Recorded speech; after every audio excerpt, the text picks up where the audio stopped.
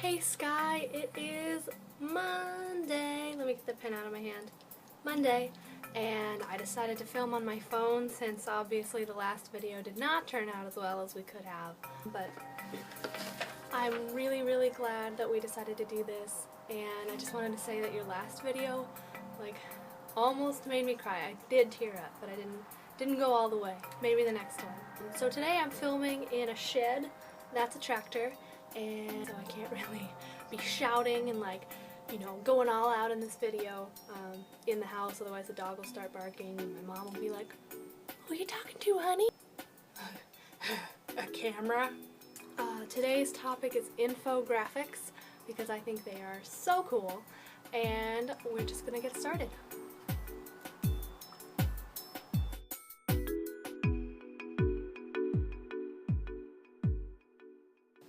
In 1626, Christoph Scheiner published an article on the rotation of the sun with a visual representation of that rotation.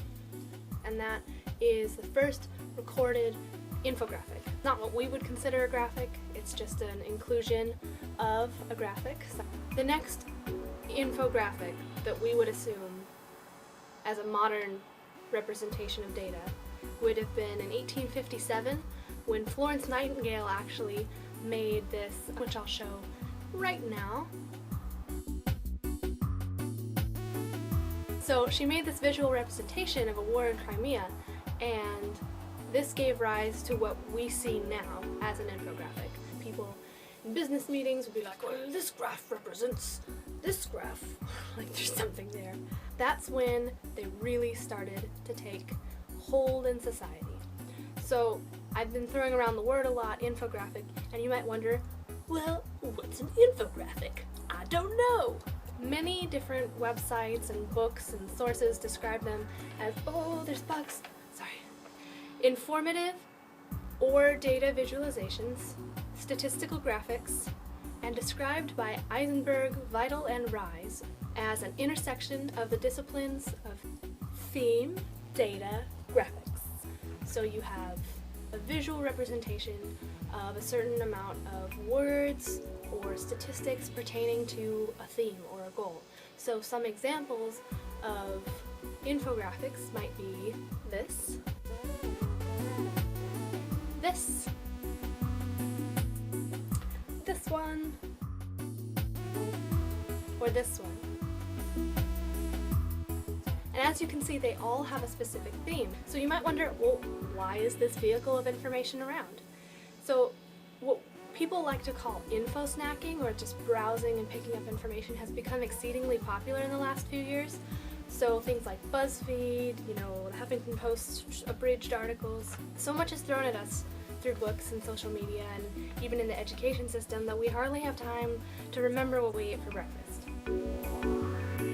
Well-designed vehicles of information give us the opportunity to take that information that would normally be in a large block of text or an article that we really just don't want to read or don't have time to, and portray it in an exciting, innovative way. So a company, an activist group, or a researcher can portray their information on a board, online, anywhere, and have ease of access to all the consumers. Some are designed to shock us, like this one.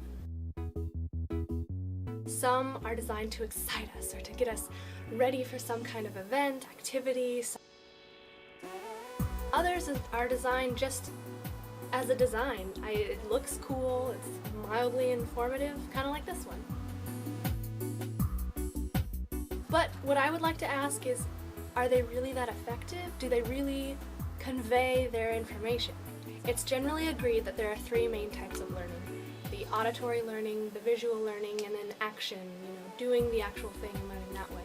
So we know that auditory is out because unless you read it out loud to yourself or have someone read it to you, it's not really all there. Visual learners, this is for you. This is for you. Active learners are still able to apply the more physical parts of the infographic to their own experiences and thus learn that way. Kind of like this one. You can see this by the drops of water in liters of milk under the cow.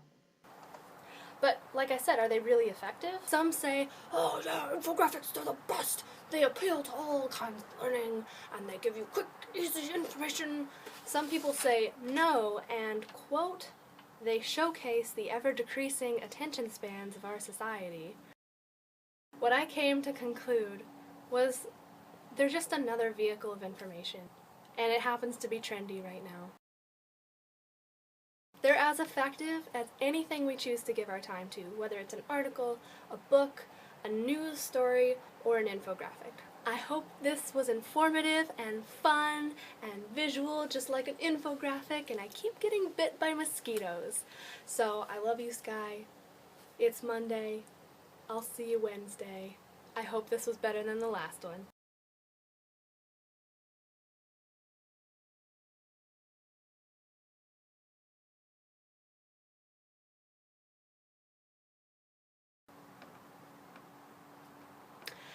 Oh, never mind. But we'll see how this turns out after I'm done editing.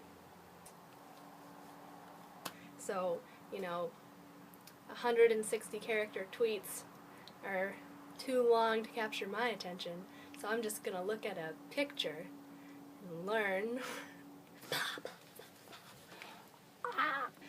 But ultimately what I came to conclude from all this is that there's another bug. Can we remember the information the day after we read it? So they're as effective as oh gross, there's a bug on my forehead!